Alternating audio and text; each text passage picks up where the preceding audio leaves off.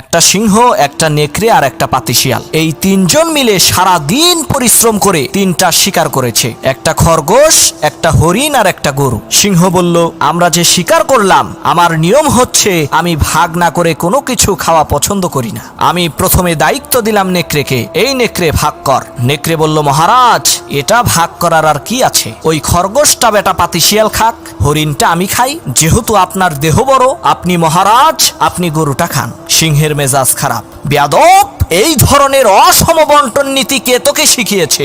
এক থাপ্পড় মেরেছে, নেকড়ের কল্লা 50 হাত দূরে যেয়ে পড়ছে। এবার সিংহ শিয়ালকে বলছে, এই শিয়াল ভাগ কর বেটা। শিয়াল কয়, মহারাজ এর মধ্যে ভাগ করার কিছু নাই, আপনি ব্রেকফাস্ট করবেন খরগোশ দিয়ে, লাঞ্চ করবেন হরিণ দিয়ে, আর ডিনার করবেন গাভী দিয়ে। মহারাজ খুব খুশি। হে রে শিয়াল রে, এত ইনসাফ ভিত্তিক বন্টন নীতি কে তোকে শেখালো রে? শিয়াল বলে, কিছুক্ষণ আগে যে কল্লা দিয়ে গেছে